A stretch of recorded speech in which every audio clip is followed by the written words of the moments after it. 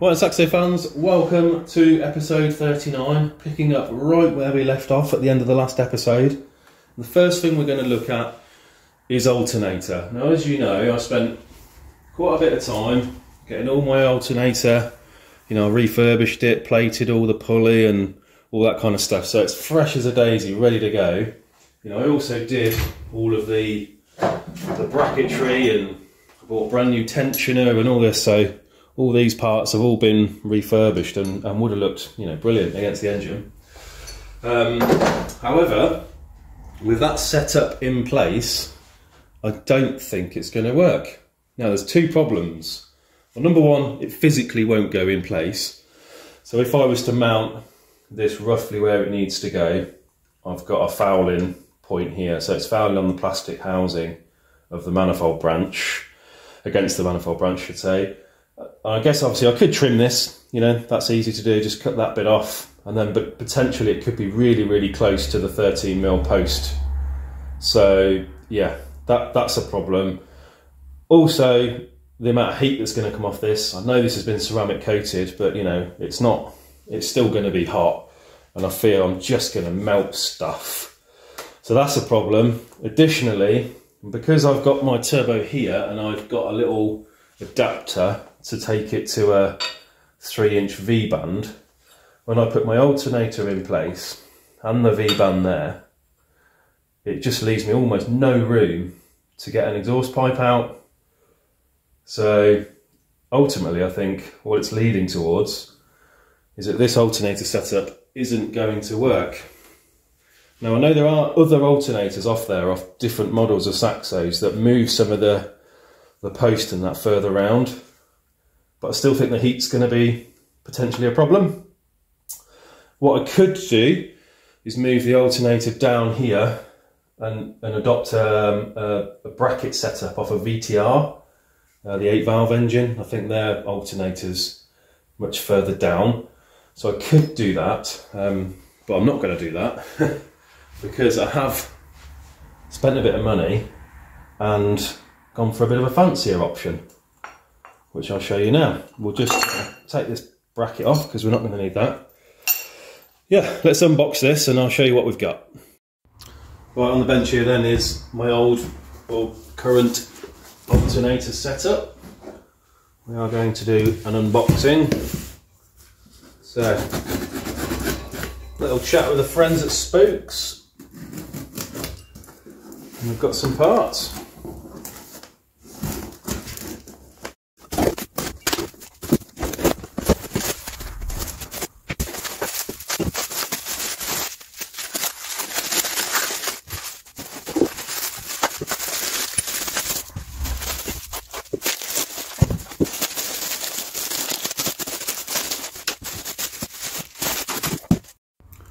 Okay, that's it. That is the kit unpacked. Right, so what we get obviously is a bracket, the hardware to fix it down, a means of tensioning the belt, a new belt, and of course the new little alternator. Now, just to put that into a size comparison, there you go, you can see how much bigger that is. And obviously to support this, you've got all of this bracketry and everything. This is obviously much, much smaller. So I think the website says it's 4 kilograms lighter. I think that might just be comparing the alternator. So I'm not sure whether it compares all the brackets and things as well. But yeah, overall, obviously a weight loss, which is obviously always positive. So let's see how this stuff mounts.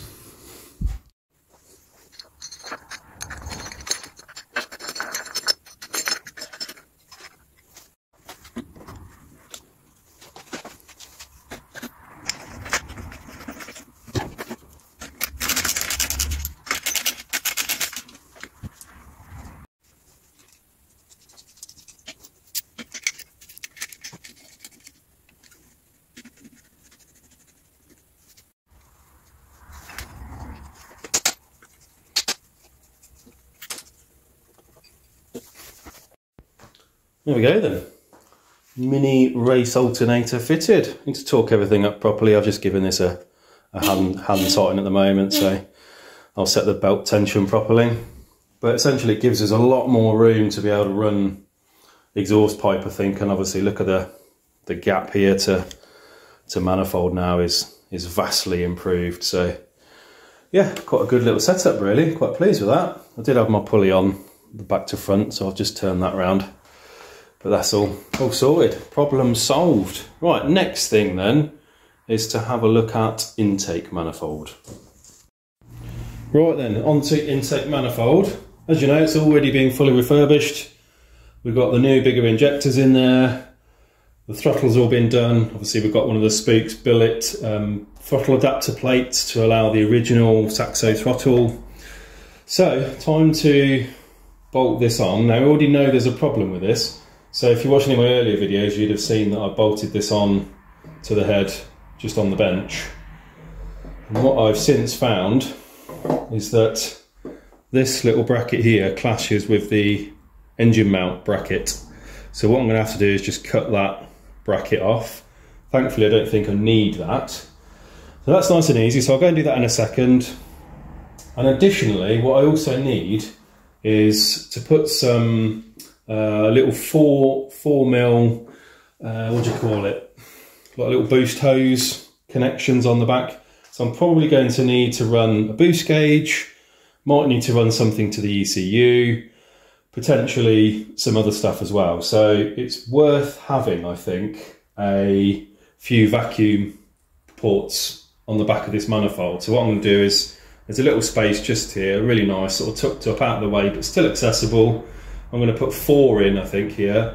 And if I end up using 4, brilliant. If not, then obviously I can blank them nice and easy. So we'll drill into this. I'll probably split it in half, drill into this, put 4 in, and then we'll cut this off at the same time and then come back and bolt it on for good.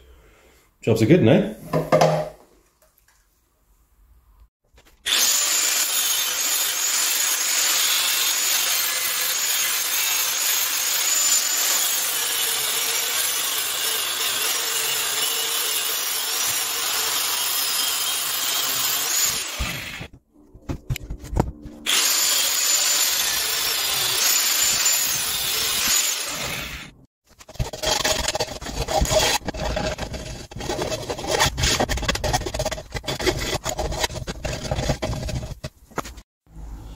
Right, just so we cut that little bracket off here, I was really hoping to be able to get my fittings in for the vacuum lines and get the manifold fitted for the final time, but those fittings haven't arrived yet. So I'm just going to literally pop this on loose and make sure that we're clear.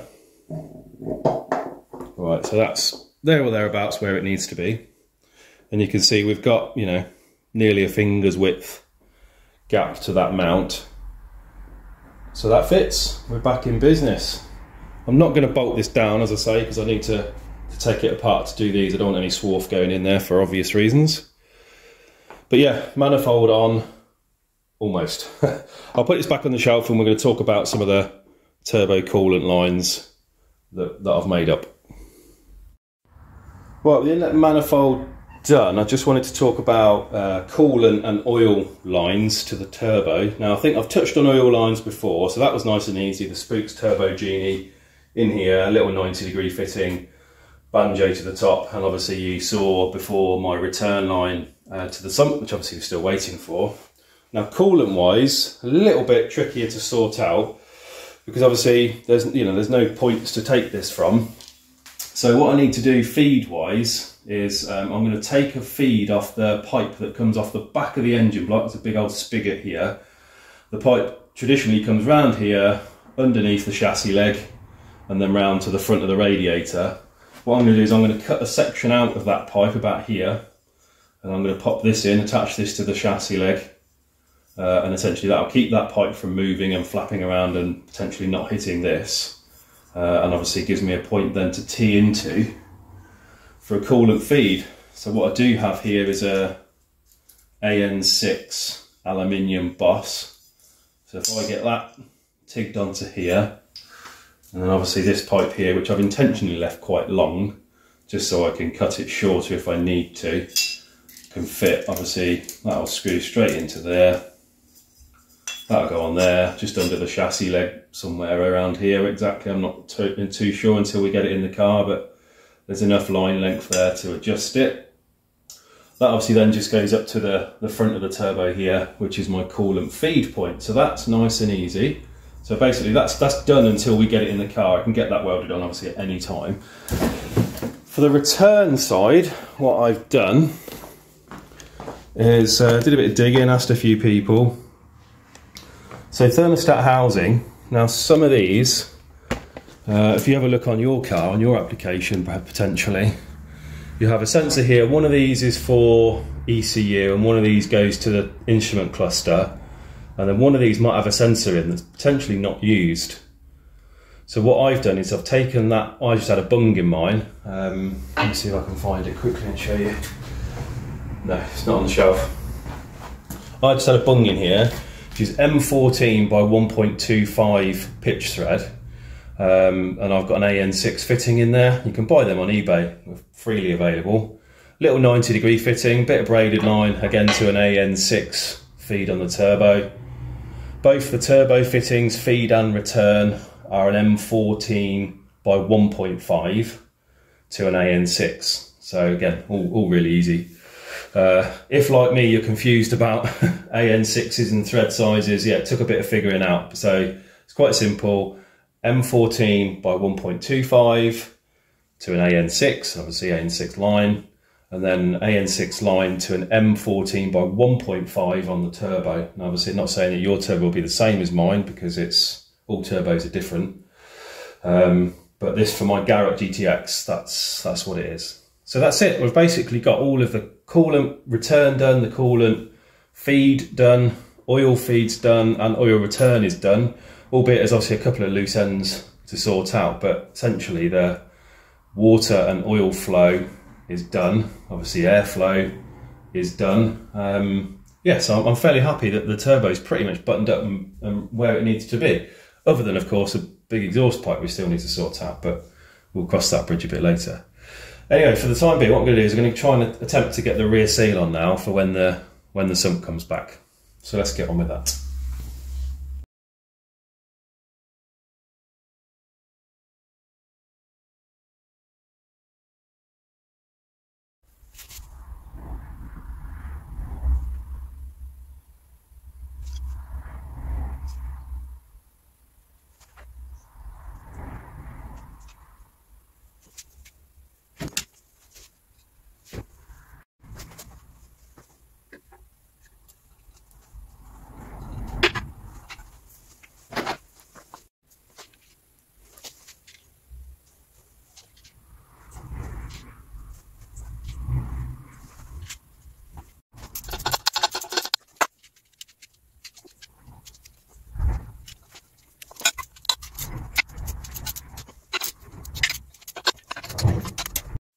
Right, on to oil cooler situation. So the original block, I think, came with that sort of setup. I can't remember how it went now.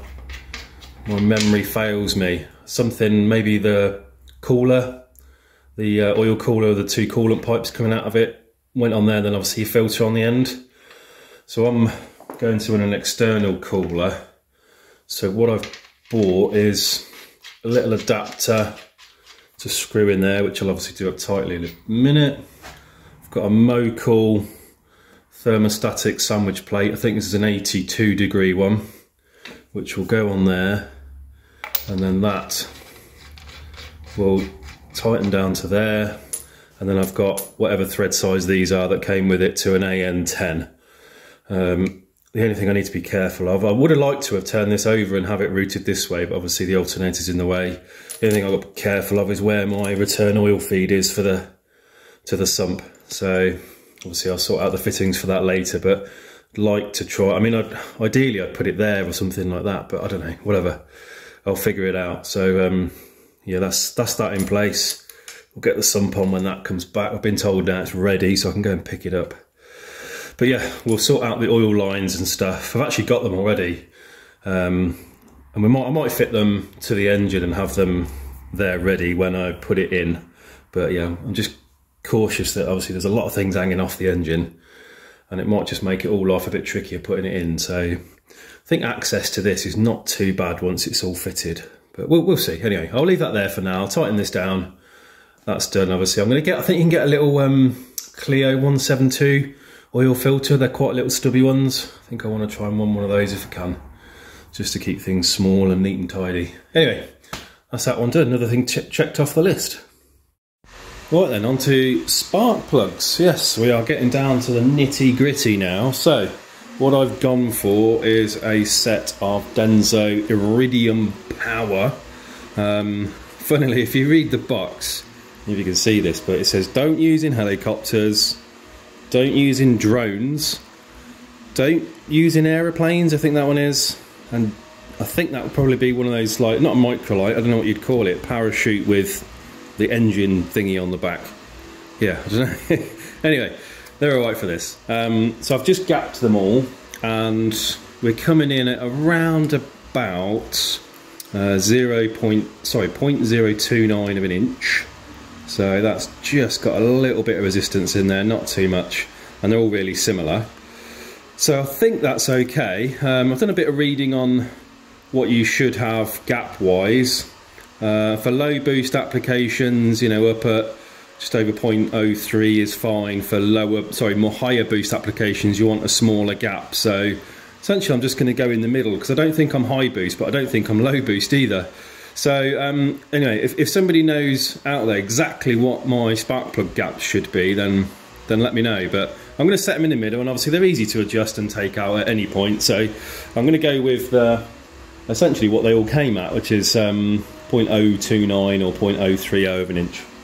So we'll go with that, we'll get them in, and then we'll put the coil pack and stuff back on as well.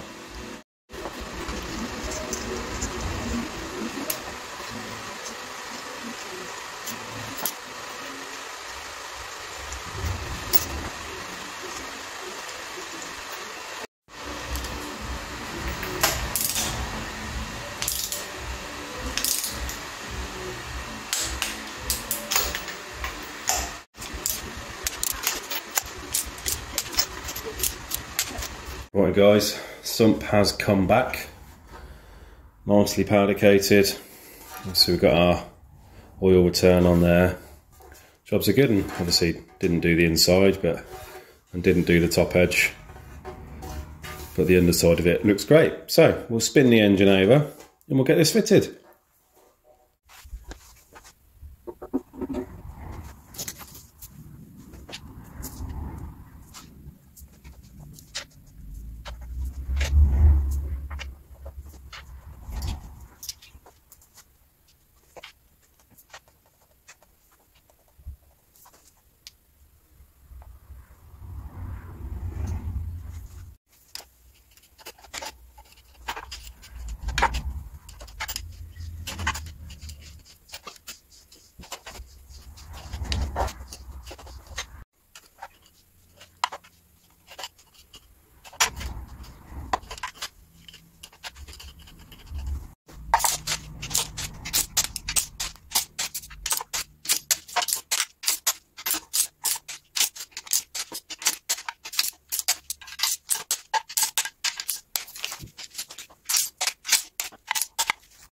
Right, sump's on. You can see we've got a really nice healthy silicone bead all the way around there. Pretty pleased with that. Obviously same both sides. Got myself a brand new sump plug because the old one was mashed. This is a magnetic one. Straight in. Jobs are good, and I'll tighten that up in a second. And we'll spin the engine back over. And the last thing we're going to do is sort out this oil return line. Right, oil return line. Now, I've had to just make up a fresh one of these because the AN10 line that I bought off eBay, yeah, snapped as I was doing it up, as I was doing a test fit. And that's the only one, the only AN10 fitting that I didn't buy from Torx, so it broke. Anyway, so I took the opportunity, went to Torx, and I went for a fast flow item as well. Essentially no restriction in the pipe. So we'll get that on there. This has to be at a 90-degree angle. I'll do these up tight in a minute. And then this one goes on the bottom of the turbo. I'm right at the limit, I think, of the bend radius allowed for this pipe, but it seems okay. But yeah, I'm happy with that. Looks neat, looks like it was supposed to be there. And we'll get these tightened up.